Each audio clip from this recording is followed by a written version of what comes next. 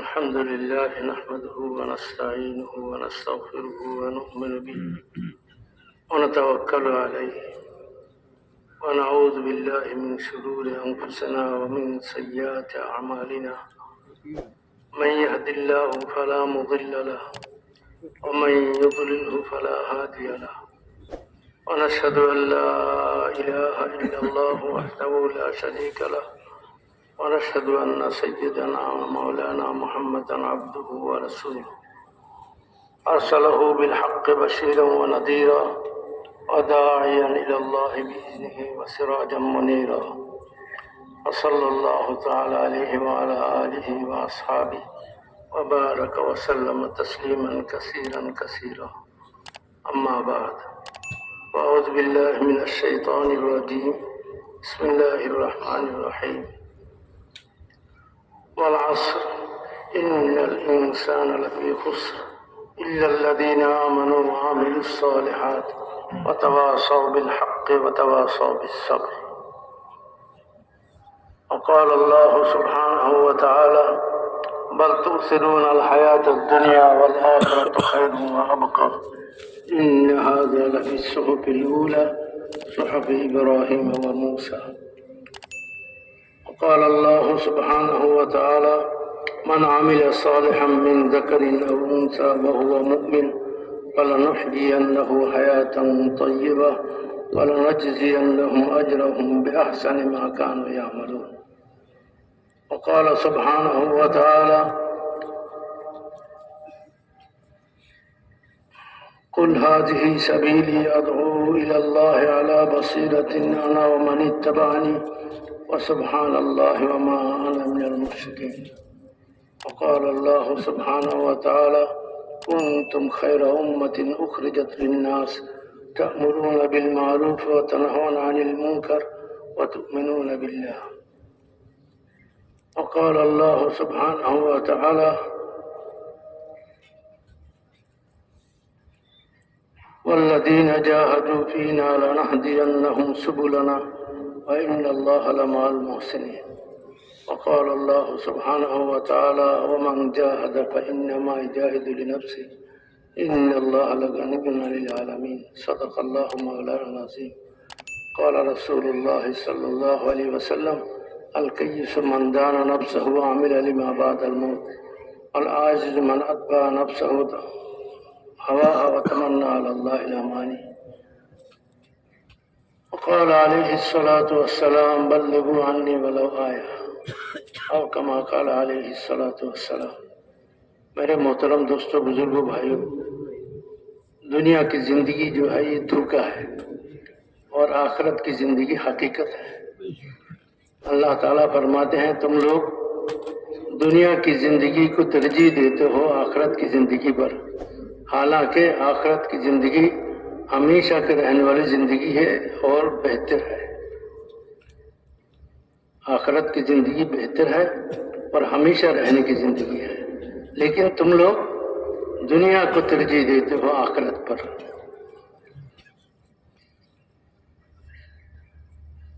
اس وجہ سے کہ دنیا نظر آتی ہے آخرت نظر نہیں آتی.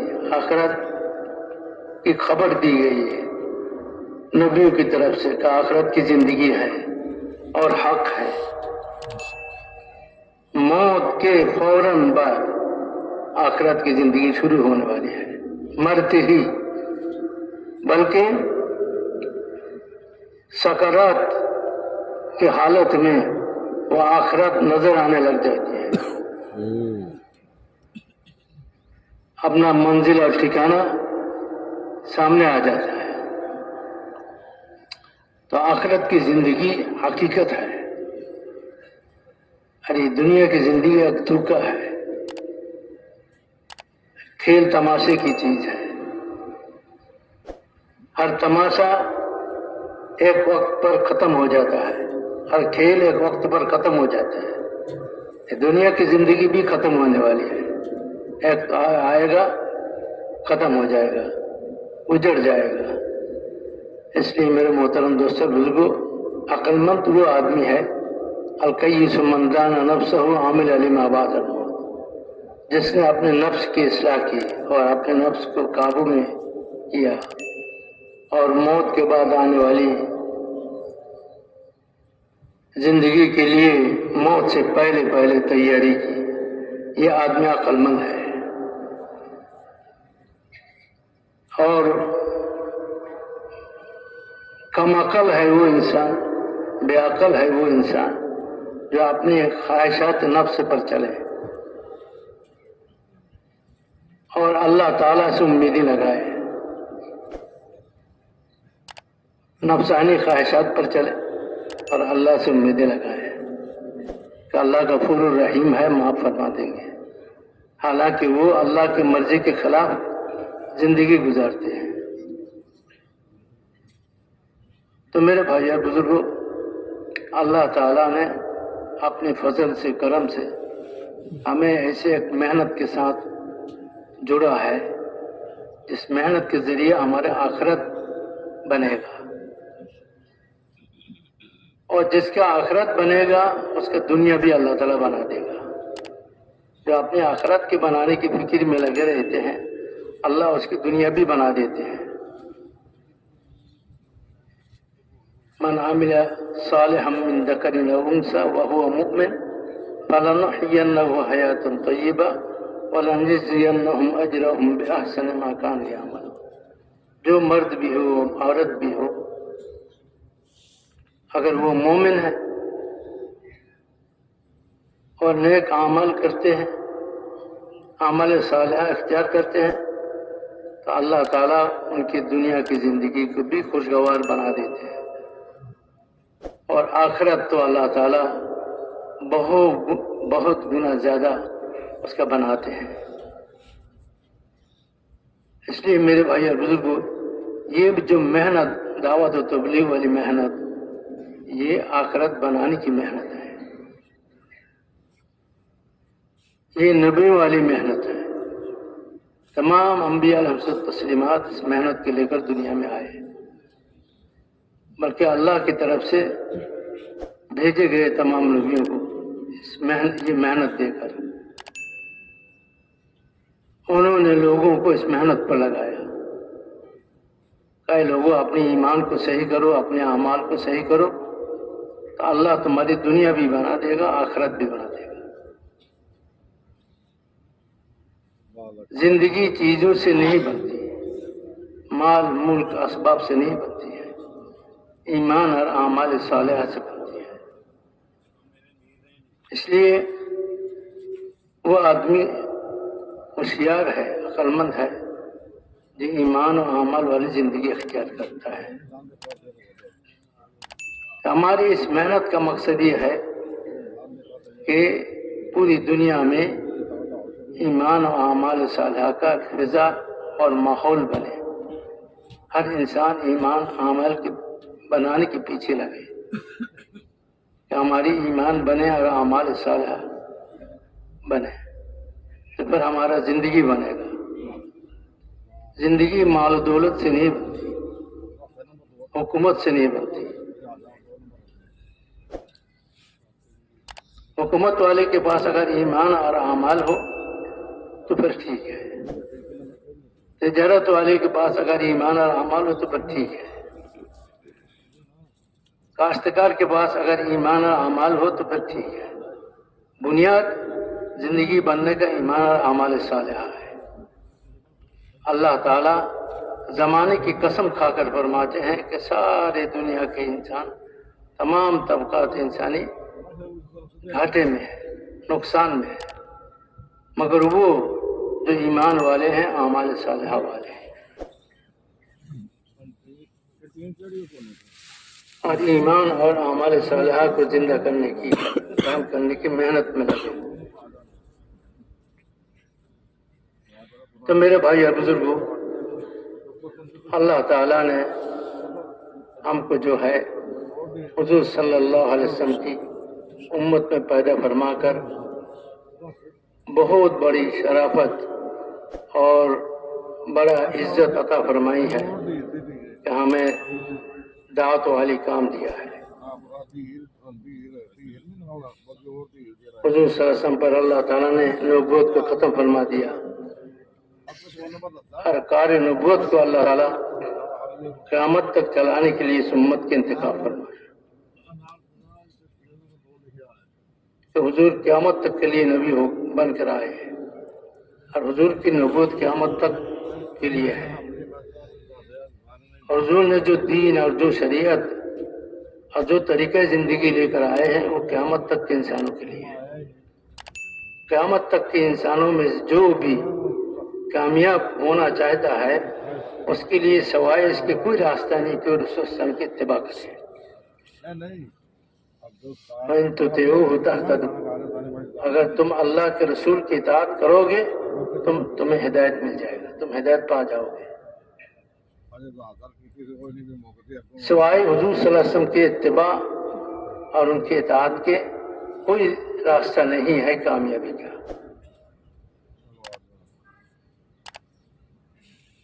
قیامت تک آنے والے سارے انسانوں کے لیے کامیابی کا یہی راستہ ہے جو حضور صلی اللہ علیہ وسلم نے اللہ کی طرف سے لائے ہیں، اور امت کو اس پر ڈال کے گئے دنیا سے۔ صحابہ اکرام 100% حضور کی اتباع کرنے والے تھے اور اطاعت کرنے والے تھے۔ ان کی زندگی کے ہر شعبہ حضور کی اطاعت و اتباع سے آباد تھا۔ صحابہ اکرام رضوان اللہ تعالی اجمعین یہ سوچ بھی نہیں سکتے تھے کہ حضور کے اتباع کے اور اطاعت کے خلاف کوئی آدمی اپنے مقصد اپنے منزل میں پہنچنے کا سوچے۔ یہ صحابہ کے گمان سے باہر کی چیز ہے۔ صحابہ اکرام تو حضور کے اطاعت اور اتباع میں اتنی کمی کو بھی برداشت نہیں کر سکتے تھے کہ ایک بچہ جو ٹھیکری سے کھیل رہا ہے، ٹھیکری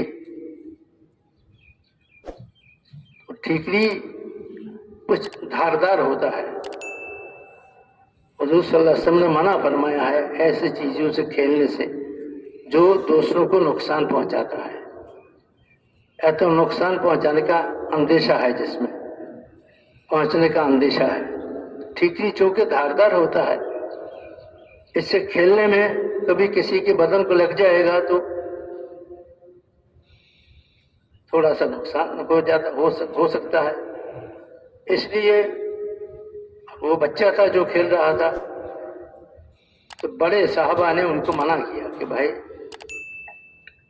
اس سے مت کھیلو، رسول اللہ صلی اللہ علیہ وسلم نے منع کیا ہے ٹھیکری سے کھیلنے کو۔ رسول اللہ علیہ وسلم نے منع کیا ہے کہ یہ دھاردار ہوتا ہے، اس سے کسی کے بدن کو لگنے کا اندیشہ ہے، زخمی ہو جائے گا۔ یہ کہہ کر وہ چلے گئے۔ اب واپسی میں دیکھتا ہے کہ وہ بچہ وہی ٹھیکری سے کھیل رہا ہے، تو اس نے کہا قسم ہے اللہ کی، میں اب سے لے کر تم سے بات نہیں کروں گا، اس لیے کہ میں نے تمہیں یہ جب کہ سنایا ہے کہ رسول اللہ صلی اللہ علیہ وسلم نے منع فرمایا ہے، پھر بھی تم اس سے کھیل رہے ہو۔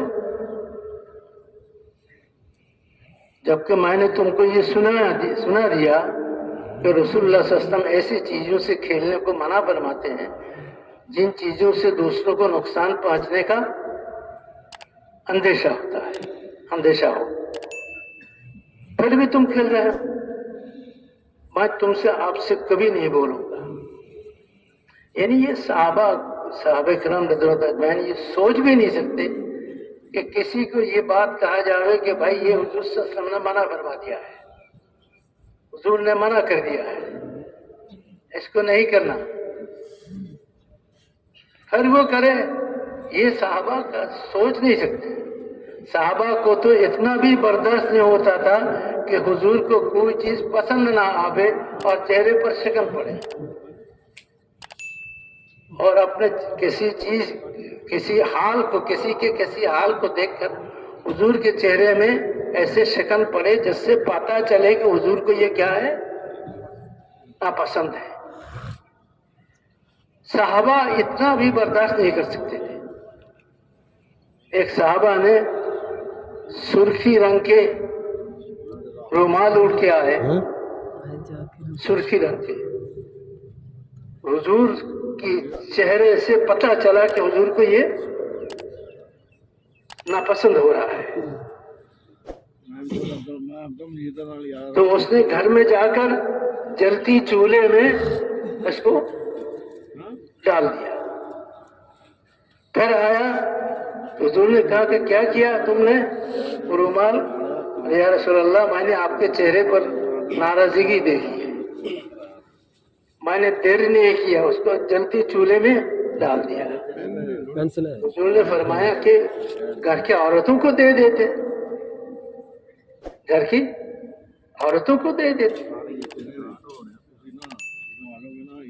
تو صحابہ کو تو اتنا بھی برداشت نہیں ہوتا تھا کہ حضور کا کسی چیز کی صرف منع نہیں کرنا, بلکہ کسی چیز کے ناپسند ہونا, یہ بھی صحابہ برداشت نہیں کر سکتے.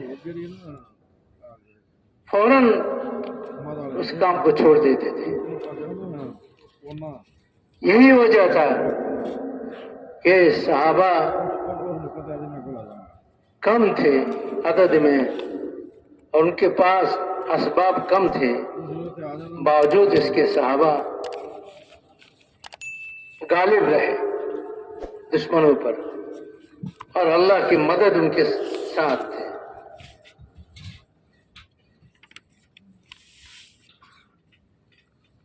اور ہمارے پاس ہر اعتبار سے ہر چیز موجود ہے, پھر بھی ہم دنیا میں باطل کے نیچے دبے ہوئے ہیں. اس کا وجہ یہ ہے کہ ہماری زندگی سنت سے خالی ہو گیا ہے, اور اللہ کے نبی کی اتباع اور اطاعت سے خالی ہو گیا ہے. کیونکہ مدد اور نصرت کا وعدہ جو ہے وہ اللہ کے نبی کی اطاعت اور اللہ کے نبی کی اتباع کے ساتھ ہے, مشروط ہے. اس لیے میرے بھائی اور بزرگوں, اس محنت سے یہ چاہی جا رہی ہے کہ پوری دنیا میں ہر کلمہ والا, ایمان والا, سنتوں کے اہتمام کرنے والے, اور زندگی کے ہر شعبے میں رسول اللہ صلی اللہ علیہ وسلم کے طریقے اور اس کے لائے ہوئے طریقے کی پابند ہو کر چلے. اس کے لیے ہے یہ محنت دوستو. اور ہم الحمدللہ سب کے سب پرانے ہیں. پرانے کا معنی کل مغرب کے بعد بیان میں فرمایا کہ یہ جو آگے چلنے والے ہیں. اللہ تعالیٰ نے ہمیں آگے کیا ہے کہ نئے جو ہے وہ ہمارے پیچھے, جوان جو ہے وہ ہمارے پیچھے چلیں گے, ہم پرانے ہم آگے چلیں گے. ہم جو ہے پیچھے چلنے والوں کے لیے نمونہ بنیں گے. حضرت مولانا سید احمد خان صاحب رحمۃ اللہ علیہ فرمایا کرتے تھے, حقیقت میں پرانے تو حضرت صحابہ تھے, حضرت صحابہ پرانے تھے. حضرت ابوبکر رضی اللہ تعالیٰ عنہ, حضرت عمر رضی اللہ تعالیٰ عنہ, حضرت عثمان رضی اللہ تعالیٰ عنہ, علی رضی اللہ تعالیٰ عنہ, یہ سارے صحابہ جو ہیں بڑے بڑے, یہ سب کے سب پرانے تھے. اور وہ پورے امت کے لیے نمونہ, اصحابی کالنجوم, کہ میرے صحابہ آسمان کے ستاروں کی طرح ہے.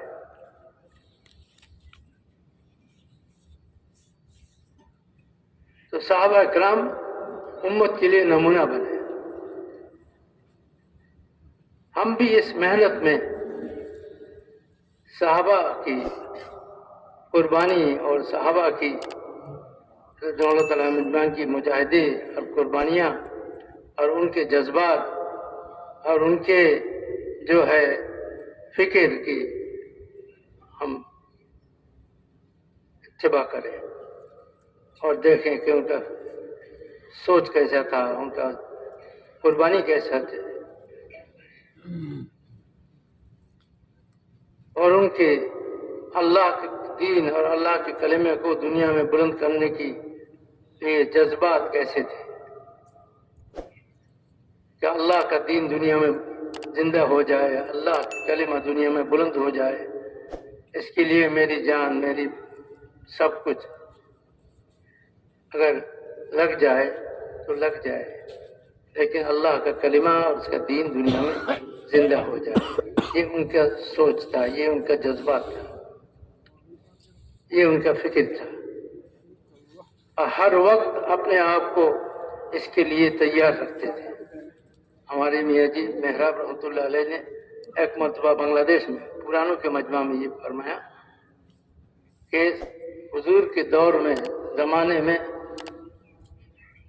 ایمان والوں کا کیا حال تھا، کیسا جذبات اور فکر دین کا تھا کہ حضور کو کوئی تقاضا آتا تو اس تقاضے کو پورے کرنے کے لیے صحابہ کو بلاتے تھے، اعلان کرواتے تھے، تو اعلان پر صحابہ مسجد میں جمع ہو جاتے تھے اور ان کے سامنے تقاضا رکھا جاتا تھا۔ لمبی چوڑی کوئی بیان نہیں ہوتا تھا، بلکہ ایسی تربیت ان کی حضور کی صحبت میں ہوئی ہے کہ ان کا فکر، سوچ، سب کچھ بدلی ہوئی تھی۔ سب تقاضا ان کے سامنے رکھا جاتا تھا کہ یہ تقاضا ہے جس کو پورا کرنے کے لیے تمہیں بلایا گیا، تو صحابہ اپنے آپ کو پیش کر دیتے تھے، یا رسول اللہ، ہم آپ کے تیر دانوں میں سے ایک تیر ہیں، اب جس کو جہاں چاہے پھینکے، ہم تیار ہو کے آئے ہیں، ہمیں پھر گھر واپس جانے کی ضرورت نہیں ہے۔ جب اعلان ہوا ہے تو ہم نے سوچ لیا ہے کہ کوئی تقاضا آیا ہوا ہے جس کو پورا کرنا ہے، اس کو پورا کرنے کی نیت سے ہم آئے ہیں، اب ہمیں جس طرف چاہے بھیج دیں۔ تو حضور صلی اللہ علیہ وسلم ان کی جماعت بناتے تھے اور ان کو بھیج دیتے تھے کہ فلاں جگہ فلاں طرف چلے جاؤ۔ باقی جو ساتھی رہ جاتے تھے ان سے یہ کہہ دیتے کہ تم ابھی جا کے اپنی ضرورتوں میں مشغول رہو، جب دوبارہ کوئی تقاضا آئے تو ہم بلا لیں گے تم کو۔ اور اس زمانے میں کسی کو تشکیل کرنا، میاں جی رحمۃ اللہ علیہ ایسے فرماتے تھے، کسی کے کندھے پر ہاتھ رکھنا اور اس کو تشکیل کرنا کہ بھائی تم نہیں جاؤ گے اللہ کے راستے میں، کیا تم تیار نہیں ہو؟ اتنا کسی کو کہنا وہ اپنے لیے ہتک سمجھتے تھے، وہ اپنے لیے ہتک سمجھتے تھے۔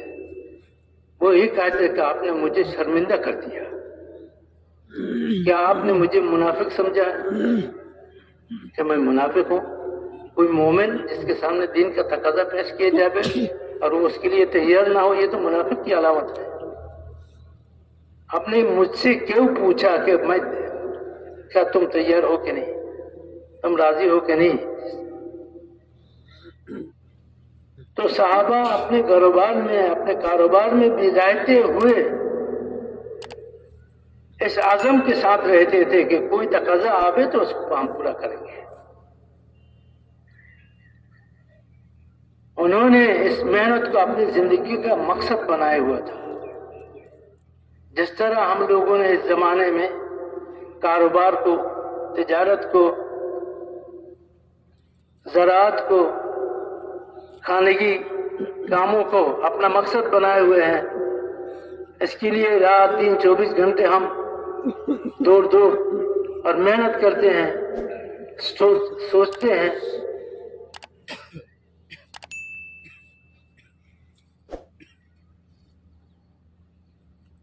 صحابہ اکرام ہر وقت ان کا یہ فکر، یہ سوچ ہوتا تھا۔ ہم نے سنا 2 دن پہلے ہمارے بزرگوں سے کہ حاجی صاحب رحمۃ اللہ علیہ فرمایا کرتے تھے کہ مولانا الیاس صاحب رحمۃ اللہ علیہ کے زمانے میں مشورہ کی جو مجلس ہوتا تھا، مشورہ والوں کو دیکھنے سے 3 چیزیں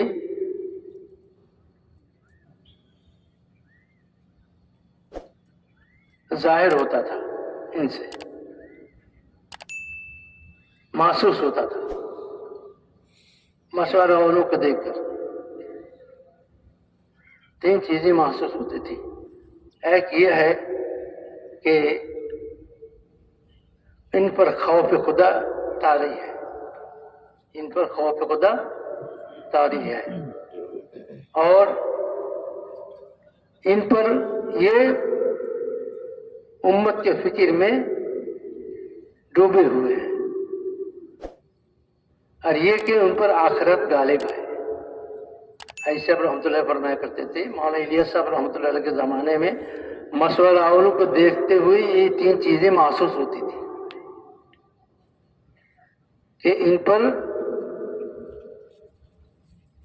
خدا کا خوف طاری ہے اور یہ امت کے فکر میں ڈوبے ہوئے ہیں، اور اس کی ان پر آخرت غالب ہے. تو آپ سوچیں حضور کے زمانے میں صحابہ کا کیا حال تھا، جن کو براہ راست اس وسلم کی صحبت سے تربیت حاصل ہوئی ہے.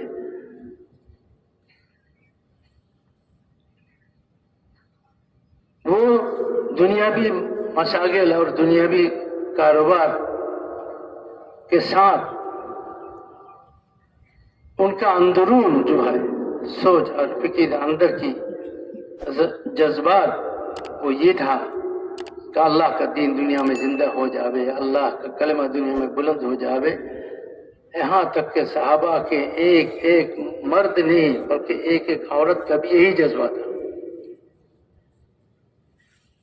گھر کے کونے میں رہتے ہوئے دنیا کے کونوں کا سوچتے تھے، دنیا کے سمتوں کا سوچتے تھے، عورتیں بھی، اور اپنے گھر کے مردوں کو، اپنے بچوں کو، بیٹوں کو شوق دلا دلا کر اللہ کے راستے میں بھیجتے تھے کہ جاؤ اللہ کے راستے میں، اللہ کے دین کو دنیا میں زندہ کرنے کی شوق میں جاؤ، اللہ کے راستے میں جان لگانے کی شوق میں جاؤ.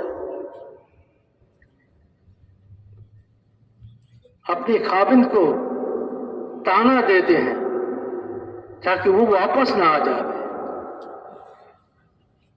تاکہ وہ واپسی کا ارادہ نہ کرے.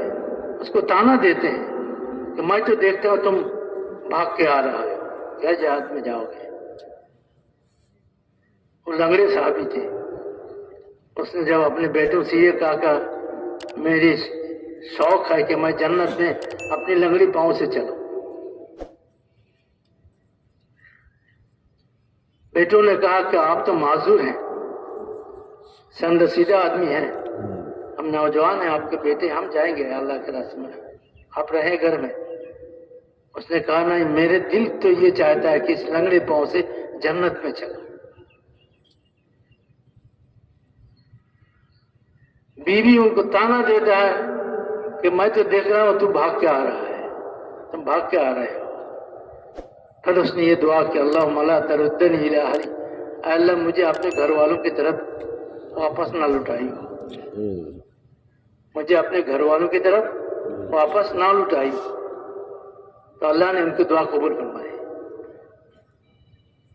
ان کی شہادت کے بعد جب ان کی لاش کو اونٹنی پر اٹھا کر لانے کی کوشش کیا گیا، مدینے کی طرف لانے کی، تو اونٹنی مدینے کی طرف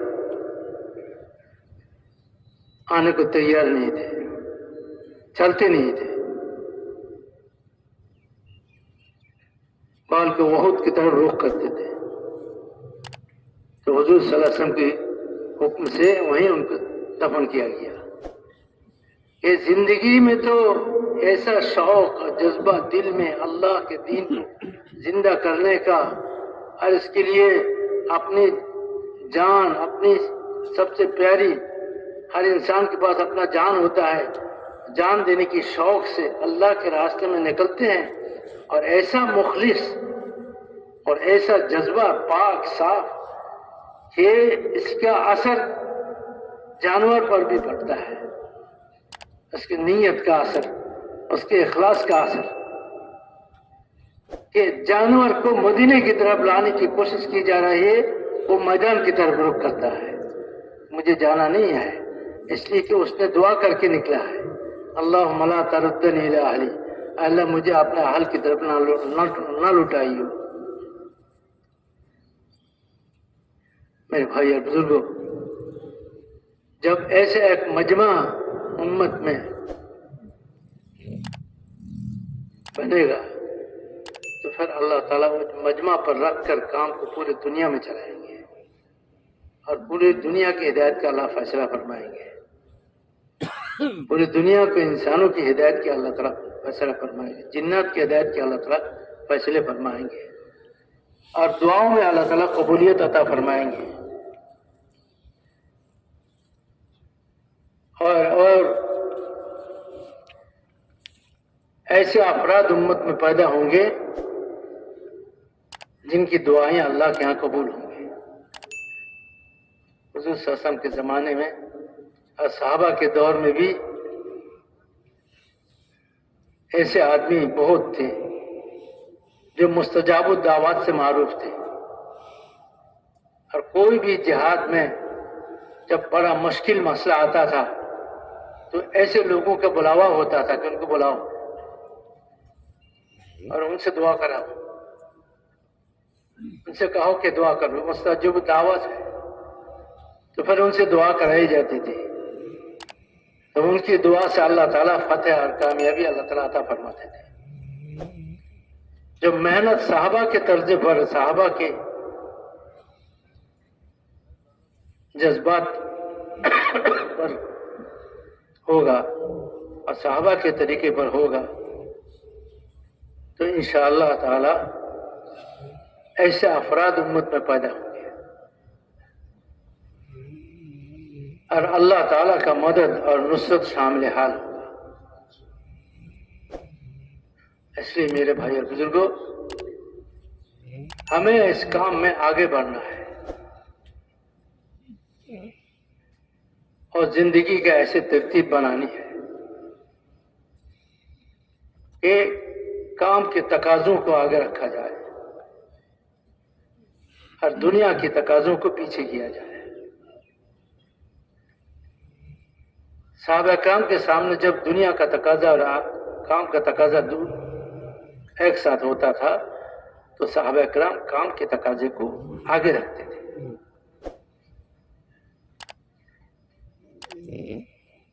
لیکن ہم جو ہے بہت کمزور ہیں۔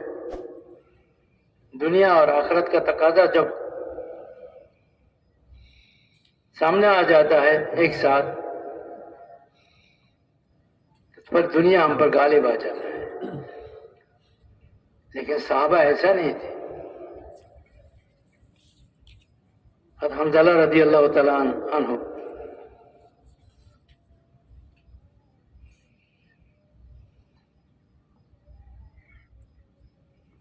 رات کو نئے دلہن کے پاس سوئے ہوئے اچانک ان کے کان میں یہ آواز پڑتی ہے کہ مسلمان ہار گئے، برداشت نہیں ہوا۔ دلہن سے اجازت لی کہ اجازت دے دو، اب تو تقاضا سامنے آ گیا ہے، تو چلے گئے احد کے میدان میں، اور لڑتے لڑتے شہید ہو گئے۔ اور جب ان کا لاش سامنے لایا گیا تو دیکھا گیا کہ ان کے چہرے سے پانی ٹپک رہا ہے۔ تو حضور نے فرمایا کہ اس کو فرشتوں نے غسل دلایا ہے۔ یہ جنوبی تھے، رات کو بیوی سے ملے تھے، ان پر غسل فرض تھا، اس لیے فرشتوں نے آسمان پہ لے جا کر انہیں غسل دلایا ہے، اس لیے اس کو غسیل الملائکہ کہتے ہیں۔ تو فرشتوں نے اس کو غسل دلایا۔ میرے بھائی اور بزرگوں، حضرت مولانا الیاس صاحب رحمۃ اللہ فرمایا کرتے تھے کہ یہ کام جو ہے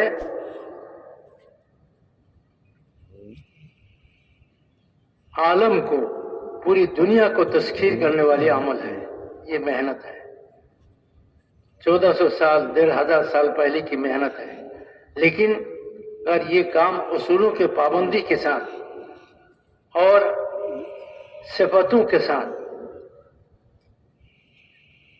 اس کام کو کیا جائے تو اس کا نتیجہ 1500 سال پہلے جو تھا وہ 1500 سال بعد بھی وہی ہوگا.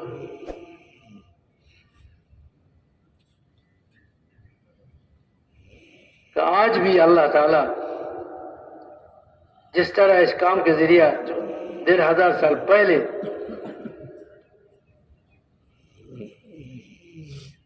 دنیا کو مسخر کیا تھا اور صحابہ کے قدموں کے تلے دنیا کو لائے تھے، آج بھی اللہ تعالیٰ اس کام کی برکت سے پوری دنیا کو مسخر فرمائیں گے اور پوری دنیا کو مسلمانوں کے قدموں کے نیچے لائیں گے اگر ہم نے اصولوں کے پابندی کے ساتھ اور صفتوں کے ساتھ اس کام کو کیا. یہ 6 نمبر جو ہے کلمہ نماز، علم، ذکر، اکرام مسلم، تصحیح نیت اور تبلیغ، یہ وہی صفات ہیں جن صفتوں سے آراستہ ہو کر اس کام کو کرنے کی ہمارے بزرگ ہمیں ترغیب دیتے ہیں. ایمان کی حقیقت کے ساتھ اور عبادات کی پابندی کے ساتھ، علم و ذکر کے ساتھ اور معاملات کے صفائی اور معاشرت کی پاکیزگی اور اخلاق کی بلندی اور پوری دنیا میں اللہ کے دین کو، اللہ کے کلمے کو بلند کرنے کی شوق اور جذبے سے ہم پوری دنیا میں، کوچے کوچے میں، گاؤں گاؤں میں، شہر شہر میں، ملک میں پھر رہے ہیں اور اپنی دنیا کی ترتیب کو بدل کر ہم اس راستے کی قربانیوں اور اس راستے کی تقاضوں کو پورا کرنے کی ترتیب کو ہم آگے کریں. دنیا تو بقدر مقدر مل جائے گا، اس میں کوئی شبہ نہیں. جتنا اللہ نے مقدر میں کیا ہے وہ مل جائے گا. اس لیے میرے بھائی اور بزرگوں، دنیا کی زندگی ختم ہونے والی ہے، باقی رہنے والی نہیں ہے. عقل مند ہے وہ آدمی جو دنیا کو پیچھے کرے اور آخرت کو سامنے کرے اور آخرت کے تقاضوں کو پورا کرے اور دنیا کی تقاضوں کو پیچھے کرے، آخرت کے تقاضوں کو آگے کرے. یہ انسان عقل مند ہے، سمجھدار ہے. اس کے لیے یہ بتایا جاتا ہے کہ ہم اپنے قربانیوں کو بڑھائیں اور اپنی قربانی کی سطح کو بڑھائیں. تو جتنا ہم اپنی قربانی کو بڑھائیں گے اور قربانی کی سطحوں کو بڑھائیں گے، اللہ تعالیٰ کی مدد اور اللہ تعالیٰ کی نصرت ہمارے سامنے حل ہوگی اور اللہ تعالیٰ ہماری دعاؤں میں قبولیت عطا فرمائیں گے انشاءاللہ. اس کے لیے جو ہے ہمیں نیت کرنا اور ارادہ کرنا اور قدم بڑھانے کی ضرورت ہے.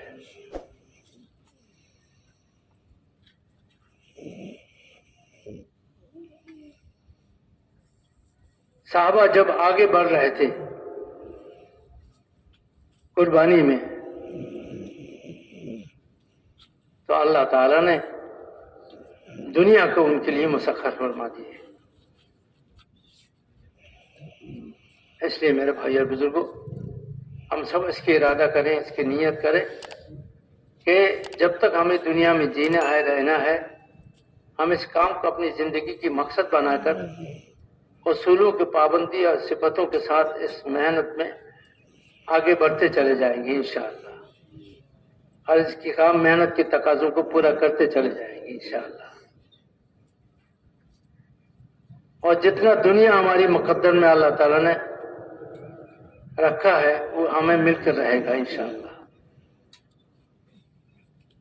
کوئی آدمی اپنی مقدر سے زیادہ کھا نہیں سکتا اور حاصل نہیں کر سکتا اور میری مقدر کا چیز دوسرا کوئی لے بھی نہیں سکتا. وہ مجھے کو ملے گا جو میری مقدر کا ہے. اور دنیا بقدر مقدر ہے اور آخرت بقدر محنت ہے. جتنا ہم آخرت کے لیے کوشش کریں گے، محنت کریں گے، قربانی دیں گے، اللہ تعالیٰ ہمیں آخرت میں آگے بڑھائیں گے. لوگوں کو آخرت میں پتہ چلے گا کہ دنیا میں دین کے خاطر قربانیاں دینا اور دین کے خاطر تکالیف اور مصائب کا برداشت کرنا اور دین کے خاطر چیزوں کے کمیوں کا برداشت کرنا، راحت کے کمی کا اور ہر لائن کی جو کمی آتے ہیں دین کے تقاضے پورے کرنے میں، آخرت میں اس کا بدلہ جب دیکھے گا انسان، دنیا کے انسان، کہ ان تکالیف اور ان مصائب پر صبر کی وجہ سے اللہ آخرت میں کیا کیا دے رہا ہے، تو ہر یہ کی تمنا کرے گا کہ کیا اچھا ہوتا اگر ہم اس سے بہت زیادہ قربانیاں دیتے دنیا میں، اس سے زیادہ تکلیف برداشت کرتے دنیا میں، کہ اس کا بدلہ آج یہاں مل جاتا اور بہت گنا زیادہ ملتا. ہر ایک کو نظر آ جائے گا، اپنے آنکھوں سے دیکھے گا ان قربانیوں کا بدلہ، اور اللہ بتائے گا کہ یہ تیرے اس قربانی کا بدلہ ہے، یہ تیرے اس صبر کا بدلہ ہے. الیوم تجزون،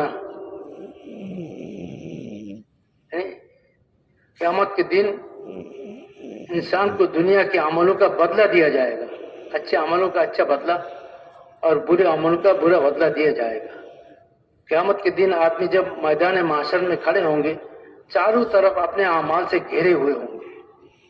وہ دائیں طرف دیکھے گا، بائیں طرف دیکھے گا، سامنے دیکھے گا، پیچھے دیکھے گا، اپنے اعمال کو دیکھے گا، وہ اچھے برے جو عمل اس نے کیا ہے. اس سے ان کو بہت ہی افسوس ہوگا جب وہ اپنے برے اعمال کو دیکھے گا، بہت ہی پچھتاوا ہوگا جب اپنے برے اعمال کو دیکھے گا اور روئے گا، اور روتے روتے آنسو ختم ہو جائے گا اور خون روئے گا اور خون بھی ختم ہو جائے گا. تو اپنے اوپر دباؤ ڈالے گا، چلائے گا، اور اس دباؤ کی وجہ سے ان کا آنکھ کے پتلیاں کھول کر نیچے گر جائے گا. اتنا پچھتاوا ہوگا، اتنا افسوس کرے گا کہ میں نے کیوں کیا، یہ کیوں نہیں کیا، میں نے کیوں قربانی نہیں دی، میں نے کیوں خواہشات کے پیچھے چلی، میں نے کیوں اللہ کو ناراض کر کے آیا، اللہ کی رضا والی زندگی کیوں اختیار نہیں کی. اس کے لیے وہ پچھتائے گا، اور اتنا پچھتائے گا، اتنا پچھتائے گا کہ آنسو ختم ہو جائے گا، روتے روتے خون روئے گا اور آنکھوں کے پتلیاں نکل کر گر پڑے گا. پھر بھی پچھتائے گا، ہے افسوس میں نے کیا کیا. اب تو مجھے واپسی کا بھی موقع نہیں ہے کہ میں واپس چلا جاؤں دنیا میں، پھر اپنی زندگی صحیح کر کے آؤں. وہ موقع بھی ہاتھ سے گیا کہ وہ موقع واپس آئے گا، نہیں آئے گا. اور کتنا بھی پچھتاوے انسان، اس کا کوئی حد نہیں، کیونکہ وہ اس کو واپس نہیں کیا جائے گا پھر دوبارہ، اور وہ واپس نہیں آ سکے گا، اور واپس آ کر اپنی زندگی پھر سدھار نہیں سکے گا. اس کا کوئی امکان نہیں، اس کا کوئی امکان نہیں. اس لیے یہ بتایا گیا یہ کم عقل انسان ہے، نادان انسان ہے، اس نے اپنے خواہشات پر اپنی زندگی ختم کر دیا اور اللہ کو ناراض کر کے آئے. اللہ کے ناراضگی کے ساتھ آئے ہیں۔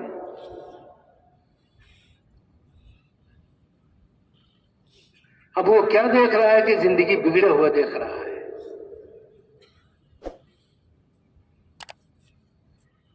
اور اگر وہ دنیا میں اللہ کو راضی کرنے والی زندگی اختیار کر کے آتا،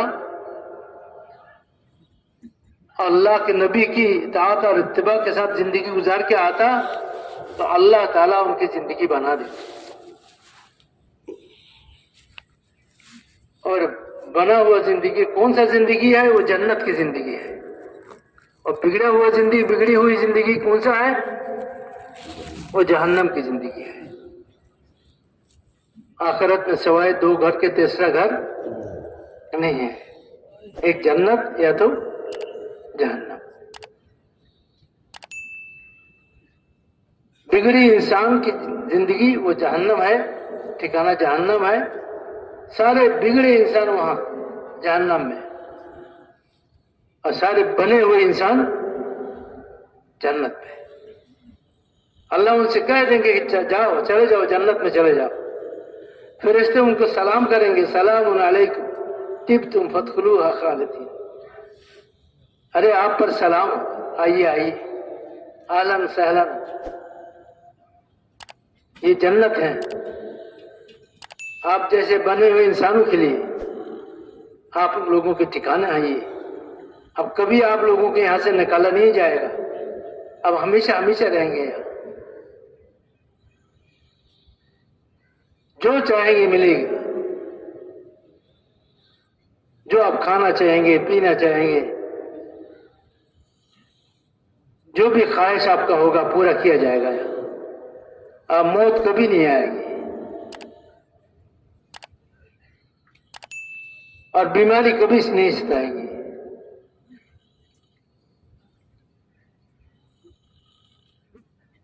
فقر و فاقہ کا کوئی اندیشہ نہیں ہے، امن و امان ہے، ہمیشہ ہمیشہ کے لیے آپ رہیں جنت میں۔ آپ وہ لوگ ہیں جن کی زندگی بنی ہوئی ہے، اللہ نے جن کی زندگی بنا دی ہے۔ آپ ایمان اور اعمال والے ہیں، الا الذین آمنوا وعملوا الصالحات۔ آپ ایمان اور اعمال کی محنت کرنے والے تھے، اب ایمان اور اعمال حاصل کر کے آئے ہیں، آپ لوگوں کا ٹھکانہ جنت ہے۔ ان الذین آمنوا وعملوا الصالحات کانت لهم جنات الفردوس نزلا خالدین فیہا لا یبغون عنہا حولا۔ ان ایمان و عمل والے،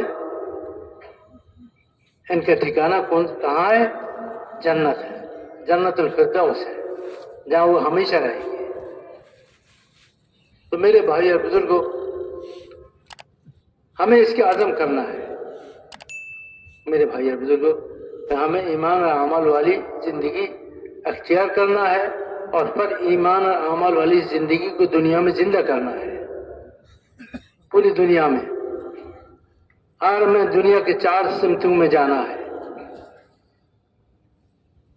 اور بسنے والے دنیا کے بسنے والے ہر انسان یہ ایمان اور اعمال والی زندگی اختیار کرنے والا بن جائے، تمام انسان اور تمام جنات کو ہدایت مل جاوے، اس کی فکر لے کر اللہ کی دی ہوئی جان اور مال کو لے کر اللہ کے راستے میں ہم پھرنے والے بن جائیں۔ یہ ہمارا مقصد زندگی ہے، ہم اس کے لیے پیدا کیے گئے، ہم اس کے لیے بھیجے گئے دنیا میں۔ ہم حضور کی امتی ہیں، حضور کی امتی ہونے کی وجہ سے یہ ہمارا کام ہے۔ حضور کا نیت اور حضور کا جو فکر تھا وہ ہمارا فکر ہے، اور حضور کی جو نیت تھی وہ ہماری نیت ہے۔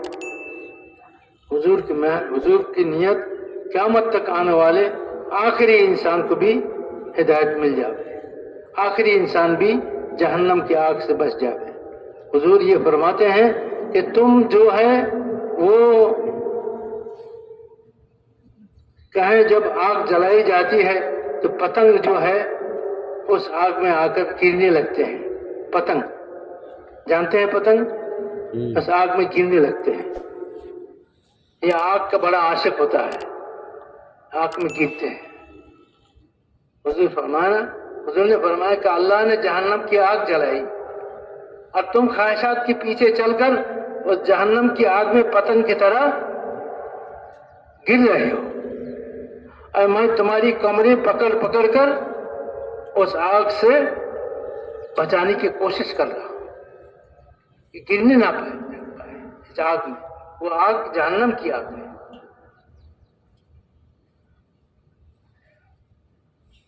اور جہنم کی آگ بہت بھیانک آگ ہے، اس دنیا کی آگ سے 70 گنا زیادہ گرم ہے. کہ جہنم سے اگر کسی انسان کو نکال کر دنیا کی آگ میں رکھا جاوے تو اس کو نیند آ جاوے. وہ جہنم ہے.